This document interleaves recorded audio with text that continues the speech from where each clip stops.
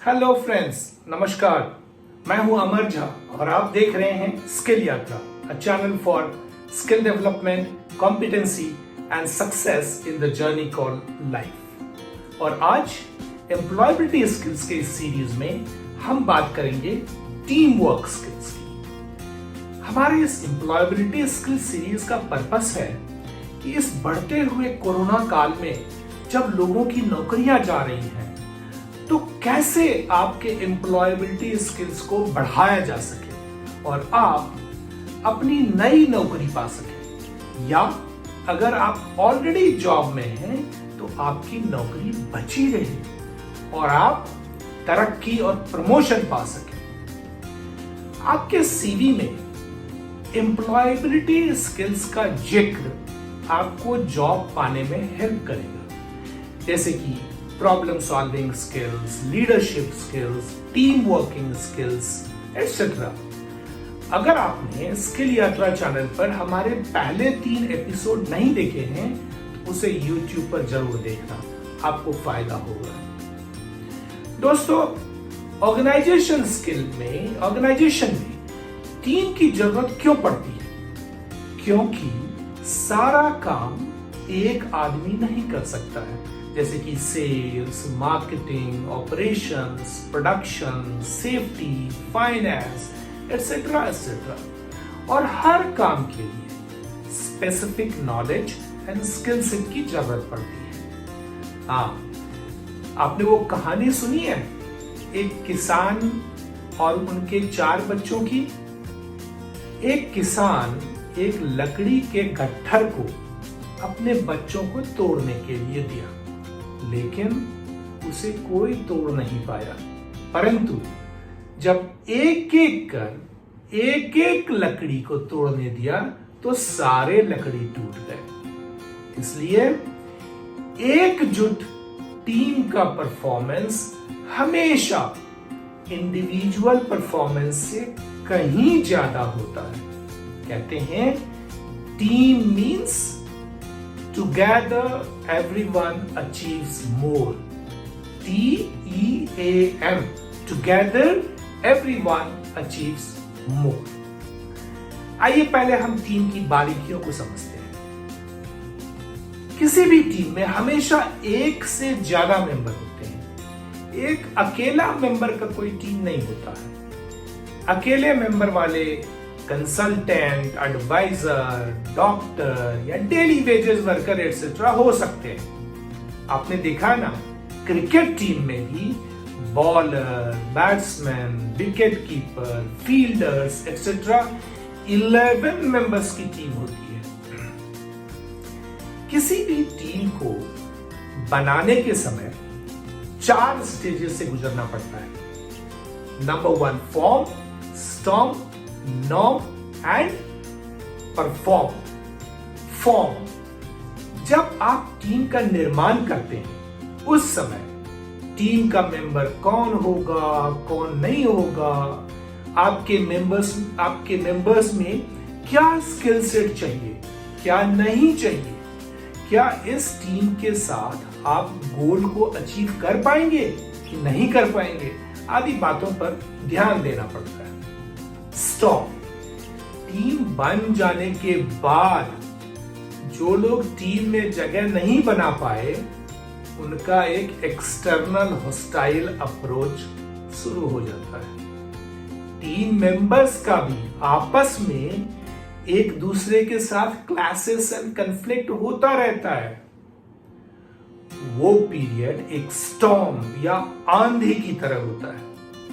मैं अपनी एक उदाहरण दूंगा कि एक बार एक विदेश की कंपनी में मैं एक वेलहेड टीम मींस तेल के कुओं के ऑपरेशंस एंड मेंटेनेंस के लिए एक वेलहेड टीम में बना रहा था। कुछ लोग तो उसमें शामिल हो पाए। जो लोग उस टीम में शामिल नहीं हो पाए वो तो मुझे और मेरे टीम मेंबर्स को यहां तक कह रहे थे कि what all you guys know, तुम्हें क्या पता है वेलहेड के बारे में, यह टीम तो डूब ही जाएगी एटसेट्रा एटसेट्रा।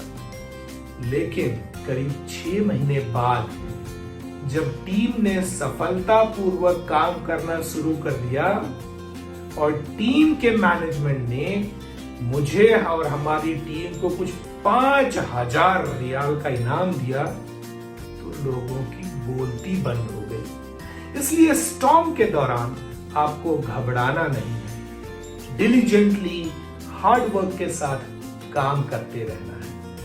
थर्ड फेज है नॉर्म। जब एक बार टीम बन जाती है और स्टैब्लिश होकर अपना काम सुचारू रूप से करने लगती है, तो उस टीम का एक रूटीन नॉर्म बन जाता है। और चौथा स्टेज परफॉर्म। एक बार टीम जब नॉर्मल रूप से काम करने लगती है, तो फिर उसके ऊपर परफॉर्मेंस का प्रेशर आने लगता है। तो ये थे 4 स्टेजेस। सारे मेंबर्स का अपना अपना specific skill set, qualification and experience होता है। उनके स्किल, स्ट्रेंथ और वीकनेस के अनुसार उन सारे मेंबर्स को अलग अलग असाइनमेंट भी दिया जाता है। एक ही मेंबर में सारे स्किल सेट नहीं होते हैं और सारे मेंबर्स के पास एक ही स्किल सेट भी नहीं होता है।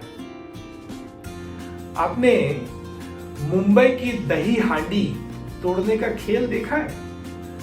उसमें धीरे धीरे जैसे जैसे ऊंचाई बढ़ती जाती है, उन लड़कों का भी बॉडी वेट और फीचर्स चेंज होता रहता है।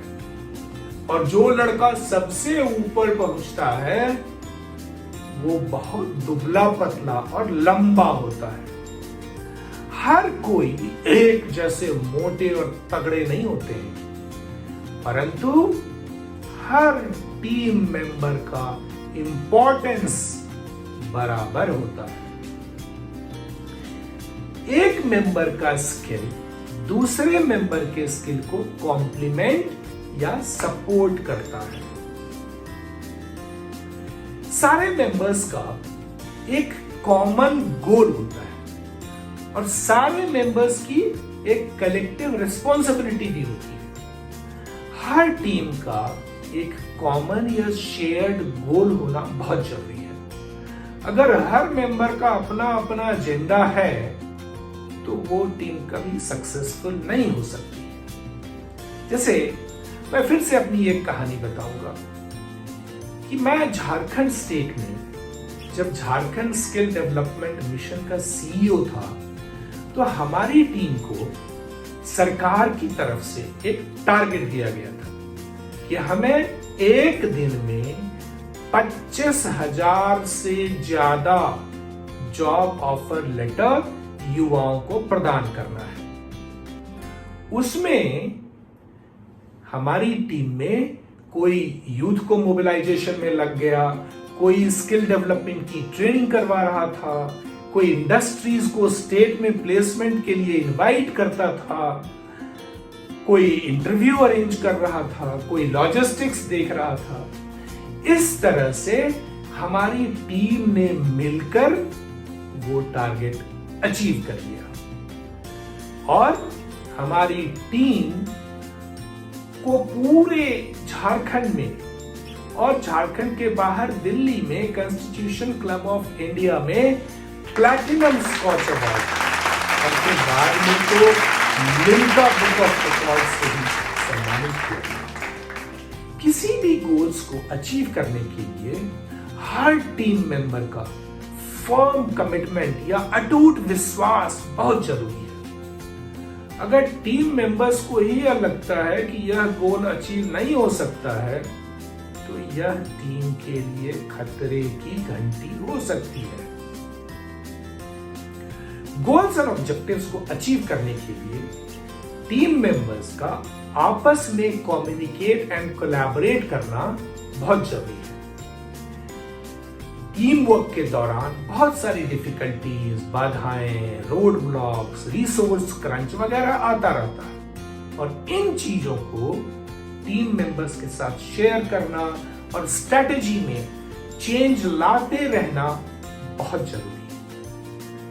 आप में से कितने लोग क्रिकेट को क्लोजली फॉलो करते हैं? बताइए कितने लोगों ने इंडिया ऑस्ट्रेलिया के लास्ट सीरीज को क्लोजली देखा है? डिलेड टेस्ट में इंडिया के 36 रन्स पर ऑल आउट होने के बाद मेलबोर्न के बॉक्सिंग डे के सेकेंड टेस्ट में जिस तरह से अजिंक्य रहाणे के लीडरशिप में पूरी इंडियन टीम ने ऑस्ट्रेलिया को हराया, वो टीम वर्क समझने के लिए एक बहुत ही अच्छा उदाहरण है। जैसे जैसे मैच आगे बढ़ता है, कप्तान हर टीम मेंबर से सलाह लेता है, कम्युनिकेट करता है और अपनी नई स्ट्रेटजी के साथ पूरे टीम से कोलैबोरेट करते हुए मैच को जीतने की रणनीति बनाता रहता है। किसी भी टीम में हर मुसीबत को, हर परिस्थिति में उबारने के लिए, एकजुट रखने के लिए एक टीम लीडर की सबसे बड़ी रिस्पॉन्सिबिलिटी होती है। और जो टीम लीडर होता है वह हर एक टीम मेंबर के कंट्रीब्यूशन को अप्रिशिएट करता है, चाहे वो कंट्रीब्यूशन कितना भी छोटा क्यों ना हो। आपको मैं रामायण की कहानी बताता हूं। रामायण में कहा गया है कि राम सेतु के निर्माण के समय जब सारे बड़े बड़े वानर विशाल पत्थर ले जाकर समुद्र में डाल रहे थे, उस समय कहा जाता है कि एक छोटी सी गिलहरी छोटे छोटे कंकड़ पत्थर लेकर उस समुद्र में डाल रही थी। जब भगवान श्री रामचंद्र जी ने देखा तो उन्होंने उस गिलहरी को बड़े प्यार से अपने हाथों में उठाया और उसके ऊपर अपने 3 उंगलियों से उसके पीठ पुचकारने लगे। और कहा जाता है कि गिलहरी के शरीर पर वो काले 3 लाइंस भगवान रामचंद्र जी के ही उंगलियों के निशान हैं। हमने अपने पिछले एपिसोड में लीडरशिप स्किल की बड़ी डिटेल में बात की है और हाँ, उसे आप जरूर देखिएगा। आपको लीडर्स की क्वालिटी और उनका उनमें क्या कैपेसिटी होती है, इस सारी चीजों का पता उस लीडरशिप स्किल के एपिसोड में आपको पता चल जाएगा। कभी कभी टीम वर्क की कुछ डिसएडवांटेजेस या खामियां भी होती हैं, जैसे कि टीम एनवायरनमेंट में डिसीजन मेकिंग में काफी वक्त लग जाता है, क्योंकि सारे टीम मेंबर्स को कॉन्फिडेंस में लेना पड़ता है। कभी कभी टीम मेंबर्स के बीच आपस में क्लैशेस एंड कॉन्फ्लिक्ट भी होते रहते हैं, जिससे टीम के प्रोग्रेस, प्रोडक्टिविटी एंड प्रॉस्पेरिटी में फर्क पड़ता है।